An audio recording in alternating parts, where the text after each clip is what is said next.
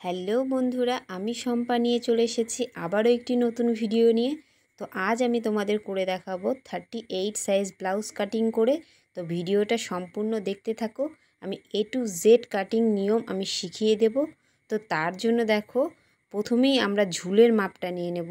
তো আমার ঝুলের মাপ ছিল 13.5, 1 ইঞ্চি বাড়িয়ে আমি 14.5 ইঞ্চি নিয়ে নিলাম। তো দেখো, তারপরে পুটের জন্য নিয়ে নেব আমি 5.5 আর আর্ম হোলের জন্য নিয়ে নেব 6.2, মানে 2 সুতে। তারপরে দেখো, আমরা সোজাভাবে একটা দাগ টেনে নেব। তারপরে আমরা বডির মাপ নিয়ে নেব। তো বডিকে 4 ভাগ করলে হবে 9.5। আমার বডির মাপ ছিল 38, তাকে 4 দিয়ে ভাগ করলে হবে 9.5, এক্সট্রা 2 ইঞ্চি নিয়ে নেব। তারপরে দেখো, আমরা কোমরের জন্য নিচ্ছি 8.5 আর এক্সট্রা লুজের জন্য 2 ইঞ্চি নিলাম। নিয়ে আমরা একটা দাগ দিয়ে নেব। তারপরে দেখো, এবার আমরা গলার মাপ নেব। গলার জন্য আমরা নেব 2 ইঞ্চি আর লম্বাতে নেব 8.5, মানে আমাদের 8.5 ইঞ্চি গলার ঝুলটা হবে। তো তারপরে দেখো, গলার চওড়াটার জন্য আমরা নিয়ে নেব 3 ইঞ্চ। তোমরা চাইলে 3.5 ইঞ্চ নিতে পারো। তারপরে দেখো, আমি একটা রাউন্ড শেপ করে দিয়েছি। দিয়ে আমরা এবার পেছন পাটটাকে কাটিং করে নেব। এবার আমরা গলাটাকে কাটিং করে নেব। নিলে আমাদের পেছন পাট কাটা কমপ্লিট। এবার আমরা দেখো সামনের পাট কাটিং করব। তো তার জন্য আমি দেখো, হুক আর হুক পট্টির জন্য 1/2 ইঞ্চি বা তার থেকে কম একটু নিলেই চলবে। সেটা নিয়ে আমরা পেছন পাটটাকে বরাবর বসিয়ে নেব। দিয়ে আমরা একটা দাগ দিয়ে নেব। তো তারপরে দেখো, সামনের পাটে আমরা অবশ্যই 1 ইঞ্চি বেশি ঝুল নিয়ে নেব। তো কেন নেব সেটা আমি পরে জানাচ্ছি তোমাদেরকে। তারপরে দেখো, সমানভাবে আমরা মার্জিন টেনে নিলাম। নিয়ে এবার আর্ম হোলের ক্ষেত্রে সব সময় সামনের পাটে 1/2 ইঞ্চি থেকে 1.5 ইঞ্চি বেশি নিয়ে নিতে হবে। নিয়ে দেখো, আমরা একটা শেপ দিয়ে নিলাম। এইবার দেখো, আমাদের সামনের পাট থেকে আমি এখানে 2টো পার্ট বের করব। তো তার জন্য দেখো, মাপ দিয়ে নিচ্ছি আমি। দিয়ে এই যে এইরকম একটা শেপ দিয়ে নেব। নিয়ে এখান থেকে বেরোবে আমার নিচের পার্ট। তারপরে আর একটা 3 নাম্বার পার্ট, 3 নাম্বার আর 4 নাম্বার পার্ট আমি এখান থেকে বের করব। এই যে দেখো, 2টো পার্ট বেরোচ্ছে, আরও 2টো পার্ট আমার সামনের বেরোবে। তো তার জন্য দেখো, আমি আগে থেকে শেপ কাটিং করে রেখেছি। এবার এটাই বসিয়ে দেব কাপড়ের ওপরে। বসিয়ে আমরা সমানভাবে দাগ দিয়ে নিয়ে পুরোটা কেটে নেব। এইভাবে তোমরা যদি কাটিং করো, কেটে যদি রাখো আগে শেপ, তাহলে কাটিং করার সময় টাইমটা খুবই কম লাগবে আর কাটতেও অনেকটা সুবিধা হবে। তো দেখো, আমরা এইভাবে কেটে নিলাম। এটা আমাদের 1 নাম্বার পার্ট বেরোচ্ছে। আগে আমরা কেটেছি 3 নাম্বার আর 4 নাম্বার পার্ট। তো এটা বেরোলো 1 নাম্বার। এবার আমরা দেখো 2 নাম্বারটা কেটে নিচ্ছি। এই কাপগুলো কাটিং ভিডিও তোমরা যদি চাও আমি এক্সট্রাভাবে করে দেখিয়ে দেব। তো দেখো, আমার 2 নাম্বার কাপটা কাটিং করা হয়ে গেল। এবার দেখো, পুরোটা কাটিং কমপ্লিট। আর এবার আমরা ব্লাউজটাকে সেলাই করে নেব। তো তার জন্য দেখো, আমি লাইলিনটাকে মেন ফেব্রিকের উপরে বসিয়ে কাটিং করে নিয়েছি। নিয়ে পেছন পাটটা নিয়ে আমরা দুদিকে টেকেন দিয়ে নেব। তার জন্য আমরা 5 ইঞ্চে একটা দাগ দিয়ে 1/2 ইঞ্চ নিয়ে আমরা ক্রস করে দেখো দুদিকেই টেকেনটা দিয়ে নেব। আর এটা দিতেই হবে পেছন পাটে। দুদিকেই আমি দিয়ে নিচ্ছি টেকেনটা। দিয়ে দেখো, আমরা নিচে একটা পটি বসিয়ে নেব। আর পটিটার চওড়া 2 ইঞ্চি নেব আর সেটাকে ফোল্ড করে দেব। ফোল্ড করলে হবে 1 ইঞ্চি। তো আমরা নিচ থেকে 1/2 ইঞ্চি ছেড়ে দিয়ে আমরা সেলাই করে নেব। নিচে অবশ্যই তোমরা পটি দেবে বা চাইলে তোমরা পাইপিনও অ্যাটাচ করতে পারো। তো আমি দেখো পটি লাগিয়ে নিচ্ছি। দিয়ে ওপর দিয়ে চাপ সেলাই দিয়ে নেব। এই কাজটা তোমরা হাতে সেলাই দিতে পারো এটা, বা তোমরা চাইলে মেশিনেও সেলাই দিয়ে নিতে পারো। হাতে করলে এটা হেমফোর দিয়ে করে নিতে হবে। তো তারপরে দেখো, আমি সামনের পাটে চলে এসেছি।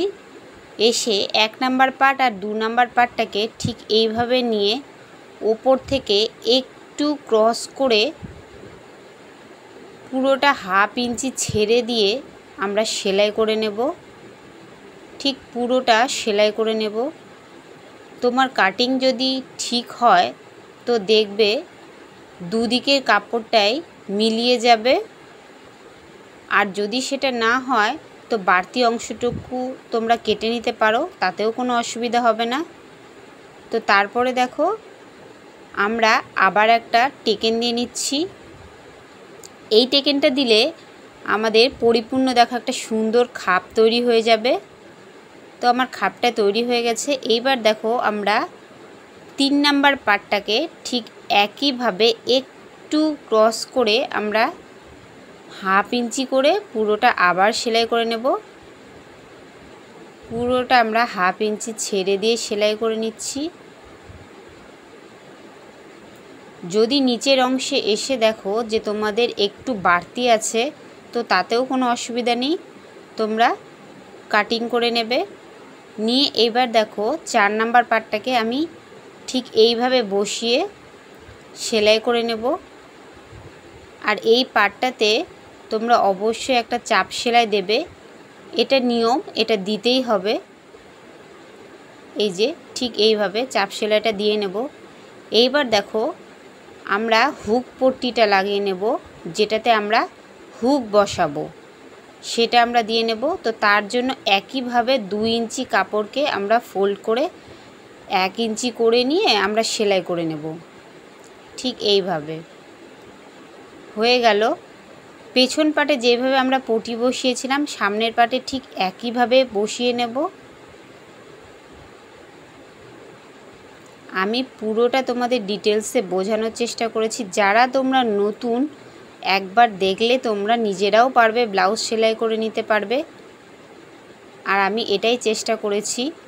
তো দেখো আমার হয়ে গেল এটা তৈরি। তো দ্বিতীয় পার্টটাও আমি করে নিয়েছি। আর দেখো আমরা যেখানে হুকের ঘর করব তার জন্য একটা 3 ইঞ্চি মাপের একটা কাপড় কেটে নেব। সেটা তোমাদের মেন ফেব্রিকেই কেটে নিতে হবে। নিয়ে আমরা দেখো সেলাই করে নিলাম। নিয়ে এই যে উল্টে দিতে হবে, হাফ ইঞ্চি মুড়ে দিয়ে উল্টে দিতে হবে। সেলাইটা ভালো মতো লক্ষ্য করো, দেখো তোমরা বুঝতে পারবে। তারপরে বাড়তি অংশটা আমরা কেটে নিচ্ছি। নিয়ে একইভাবে নিচেও আমরা পটি লাগিয়ে নেব। ভিডিওটি তোমরা দয়া করে স্কিপ করবে না, পুরোটা দেখো, পুরোটা দেখলেই তোমরা বুঝতে পারবে। তো দেখো আমার কমপ্লিট হয়ে গেল সামনের পার্টটা। এবার আমি পিন আপ করে নিচ্ছি। আমরা এই সামনের পার্টের ওপরে পিছন পার্টটাকে বসিয়ে আমরা পুটের অংশটা সেলাই করে নেব। ঠিক এইভাবে সামনের পার্টটা সোজা হবে, পেছন পার্টটাকে উল্টে দিয়ে করে নিতে হবে। তো দেখো একটা কথা আমি সবসময় বলি, যখনই তোমরা ডিপ গলা করবে তখনই তোমরা কাঁধের দিকে হাফ ইঞ্চি নিয়ে আর গলার দিকে তার থেকে একটু বেশি নিয়ে, মানে 1.25 ইঞ্চির মতো করে তোমরা সেলাই করে নেবে। তারপরে দেখো আমি পাইপিং লাগিয়ে নিয়েছি। এবার আমরা হাত লাগিয়ে নেব। আর হাতকে সবসময় তোমরা হাফ অংশ থেকে সেলাই করবে। পুরো শুরু থেকে যদি কর্নার থেকে সেলাই করো না তাহলে অনেক সময় দেখবে মিলবে না হাতটা। তো হাফ অংশ থেকে হাফটা একদিকে করে নেবে, তারপরে আর হাফটা যদি আর একদিকে করো তো দেখবে মানে হাতের ফিনিশিংটা খুবই ভালো আসে। এই নিয়মে একবার করে দেখো, খুব সুন্দরভাবে হাতটা ফিটিংস হবে। তো দেখো আমার হাত সেলাই হয়ে গেল। এইবার দেখো আমাদের কারোর কি হয়, ব্লাউজে সুতো বেরিয়ে যায়, তো সেটা যেন না বের হয় তাই আমি ব্লাউজটাকে সোজা করেই সেলাই করে নেব।